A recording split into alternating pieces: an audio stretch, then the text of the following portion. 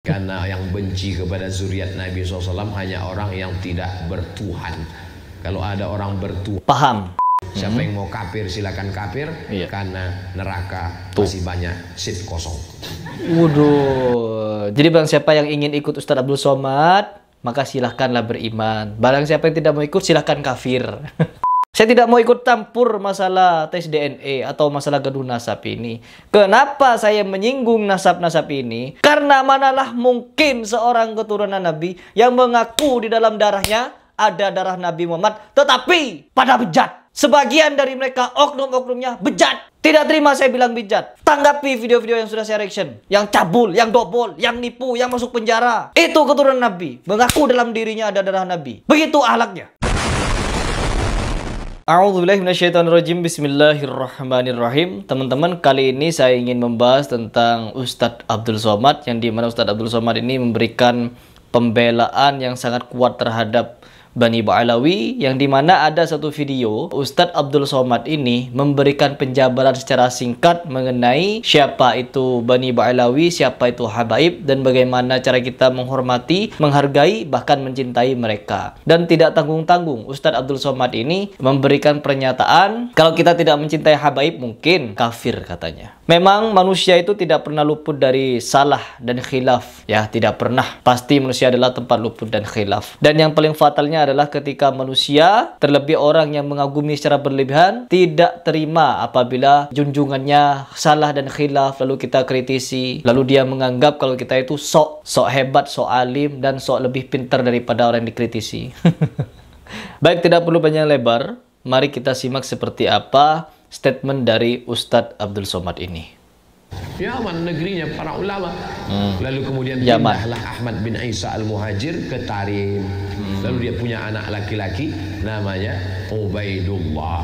Ubaidullah punya anak laki-laki namanya Alawi.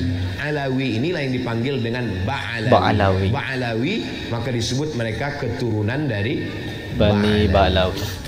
Kalau disebut Ba'alawi, itulah dia. Keturunan-keturunannya, itulah dia. As-Saggaf, Al-Jufri, Al-Haddad, bin Syihab, bin Yahya, bin Syekh Abu Bakar, Habib Lutfi, bin Yahya, Habib Rizik, bin Syihab.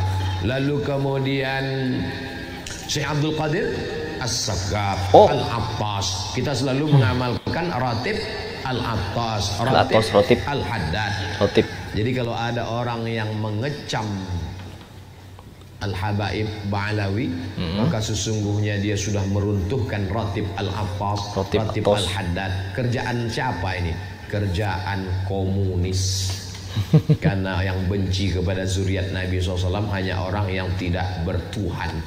Kalau ada orang bertuhan, paham. Saya juga sepaham dengan Ustadz Abdul Somad mengenai ini. Barang siapa yang membenci zuriyah Nabi Muhammad, maka mereka adalah komunis, orang yang tidak bertuhan. Contohnya seperti Syiah, yaitu Abu Lu'lu'ah yang dibangga-banggakan oleh kaum Syiah. Terus Abdullah bin Sabah, orang Yahudi yang pura-pura masuk Islam. Mereka kan pencetus paham-paham Syiah. Mereka adalah leluhur mereka, dan mereka juga orang-orang yang disanjung-sanjung di dalam agama Syiah ini. Mereka membenci Ahlul Bait, bahkan diadu domba sampai menyebabkan perang Karbala yang pada akhirnya membuat salah satu cucu Nabi meninggal, dipenggal kepalanya, teman-teman. Ini ulah siapa? Ulah pencetus-pencetus agama Syiah. Na'udzubillahi min dzalik. Tapi kalau kita, terkhusus orang-orang sekarang yang berusaha untuk kritis terhadap nasab Ba'alawi, mereka bukan benci zuriyah Nabi, tapi mereka mencari kebenaran terhadap siapa sebenarnya para habaib ini. Bagaimana nasab mereka? Apakah nasab mereka ini benar tersambung kepada Rasulullah ataukah tidak? Sehingga itu ada tesis ilmiah yang disampaikan oleh beberapa orang yang kritis lainnya. Dan saya tidak ikut campur masalah itu.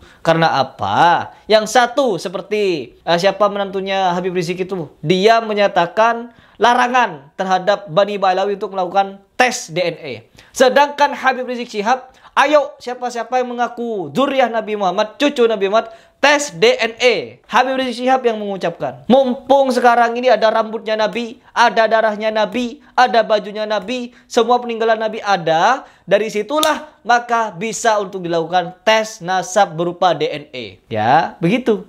Harusnya begitu. Tetapi kenapa mereka pada takut untuk melakukan tes DNA? Sehingga apa? Ada beberapa habaib yang mungkin nekat untuk tes DNA dan ketahuan DNA-nya berasal dari mana, ya. Ya Allah. Dan ketika demikian barulah Habib Hanif itu Habib Hanif sama saya lupa namanya. Iya itu, Habib itu yang memberikan statement larangan haram tes DNA. Ya Allah, ya Allah. Dari DNA saja sudah rungkat. Bagaimana dengan silsilah lainnya? Allah, ya karena saya bukan keturunan siapa-siapa, tapi jelas saya keturunan Nabi, ya. Saya keturunan Nabi juga, cucu Nabi saya ini, cucu Nabi Adam saya. Oke, lanjut dulu ya penjelasan UAS ini. Tuhan bernabi Muhammad SAW, ya, pasti dia akan memuliakan zuriat keturunan Rasulullah SAW. Saya tidak mengajak orang untuk mengikuti keyakinan saya. Mazhab saya adalah mazhab al-bayan, hanya menjelaskan. Faman syaa falyu'min, siapa yang mau ikut silakan ikut. Waman syaa falyakfur, siapa yang mau kafir silakan kafir, karena neraka masih banyak seat kosong. Waduh. Jadi barang siapa yang ingin ikut Ustadz Abdul Somad, maka silahkanlah beriman. Barang siapa yang tidak mau ikut, silahkan kafir. Artinya Ustadz Abdul Somad ini memberikan dua pilihan. Yuk ikut saya. Kalau ikut saya kalian beriman. Kalau gak ikut kafir. Karena apa? Neraka masih banyak tempat kosong. Kalau gak ikut Ustadz Abdul Somad, kita masuk neraka teman-teman. Mungkin begitu. Saya memang banyak mengambil fatwa dari beliau, dari Ustadz Abdul Somad ini. Namun beberapa pernyataan beliau juga saya tidak sepakat. Dan di sini perihal bab ini saya tidak ada sepakat sekali sama dengan Ustadz Abdul Somad. Karena apa? Sudah ada penelitian baik di Indonesia ataupun di Arab Saudi sana. Dan kita harus menyimak seperti apa hasil penelitian dari orang-orang Arab sana mengenai orang-orang sufi dari Yaman. Siapakah mereka? Yaitu yang mengaku Ahlul Bait, para cucu Nabi. Coba kita langsung simak. أنا اعذرني الحقيقة عن التسمية، لكن أنا اللي شفت من كثير من العينات اللي ظهرت من اليمن. أنا عندي هنا ورقة، في عندي ورقة الآن فيها عينات من اليمن. سلمك الله واعذرني من الأسماء. في عندي سلمك الله فيها واحد سمى نفسه الشريف القرشي مثلا بدون اسم، يعني الشريف القرشي. وهنا في طالع على جي، وهذه ليست سلالة عربية إطلاقا. وفيه عندي عينتين من 3 عينات من اليمن، yang dimana kode G itu di dalam tes DNA bukan dari bangsa Arab, begitu. Jadi dari segi DNA saja sudah berbeda. Jadi bagaimana mereka ini bisa diakui sebagai zuriat Nabi apabila dari DNA-nya saja dia berkode G. Ya, jadi sudah tidak connect gitu ya, nggak connect. Saya bukan ahli DNA ya, tapi mereka yang ahli DNA. Saya hanya mengikuti mereka. Karena apa? Kalau tidaklah para habaib ini banyak membual, oknum-oknum habaibnya banyak membual, banyak menipu. Saya punya videonya, sudah saya reaction. Ada yang cabul, ada Toha bin Yahya yang menzinahi. Itu siapa namanya? Jemaahnya. Dan juga ada lagi yang dobol, megang-megang kemaluan kelaminnya. Aduh ya Allah. Ada yang juga judi, ada yang begini, begitu. Apakah benar mereka keturunan Nabi dengan kelakuan yang begitu bejatnya? Ya, kalian muhibbin Habib gak terima kalau saya bilang oknum-oknum Habib itu saya bilang bejat. Bukan berhenti di bidang bejat saja. Mereka ini banyak halunya. Gedeg saya. Lanjut dulu ini penjelasan. يدعون الشرف والنسب إلى النبي صلى الله عليه وسلم. منها قبيلة مشهورة في حضرموت من الصوفية حضرموت. واعذرني من التسمية، هذه طالعة على جي وليست على جي 1 وجي. مستحيل أنها تكون من أهل البيت. مستحيل. وعندنا عينة هنا على هذا مشروع جي، وفيها مجموعة يدعون النسب الشريف من اليمن أطلعوا على جي. نعم كان. ايوه تفضل اكمل. اما الاسره اللي سالتني عنها فانا اعتذر عن التسميه، تسميه الاسر، لكن اللي ظهر من العينات من اليمن من الاشراء الذين يدعون النسب الشريف ظهر عينات كثيره ليست عربيه. bukan Arab. تنتسب في الجملة إلى جي، وخاصة في حضرموت ممن يدعون النسب الشريف في حضرموت، وخاصة من الصوفية ظهروا على جي. وجي هذه سلالة قوقازية وليست من السلالات السامية. يعني لا يمكن أن يكون من أهل البيت، استحالة.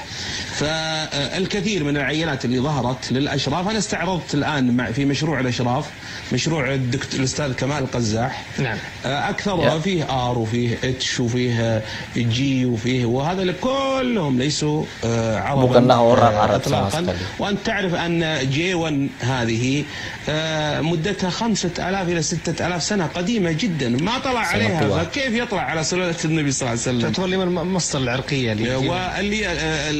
وكل في الجملة يعني أن أنساب الأشراف، أكثر أنساب الأشراف خاصة في شمال أفريقيا وفي الهند وفي فارس كلها طلعت على سلالات غير عربية.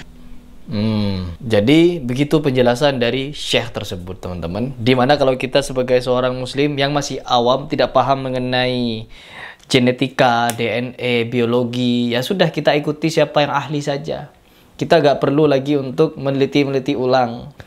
Apalagi sudah jelas mereka ini bukan DNA Arab. Jadi bagaimana mereka ini bisa nyambung kepada Nabi Muhammad, sedangkan dari DNA saja mereka rungkat seperti ini. Saya tidak mau ikut campur masalah tes DNA atau masalah gaduh nasab ini.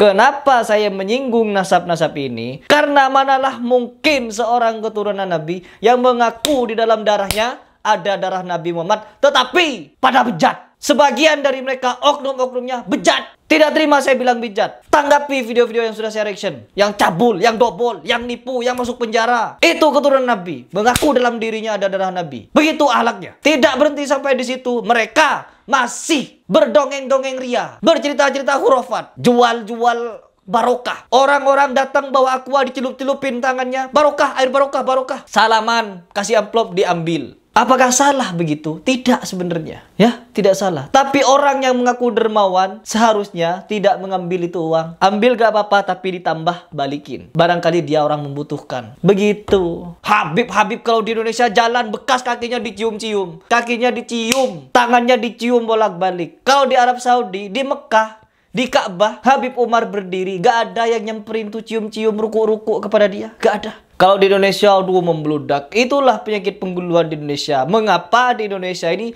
digemari sama Habib-Habib, yang dimana Habibnya sendiri bercerita tentang keutamaan Yaman, tetapi mereka milih pindah ke Indonesia. Harusnya pulang ke Yaman, tinggal di situ. Karena apa? Anjing pun kalau di Yaman, wali. Dapat nur anjing itu di sana. Jangan macam-macam kalian. Tembok pun bisa jadi guru. Jalan gang bisa jadi guru. Gak ngapa-ngapain kalian ke Yaman, pulang jadi wali.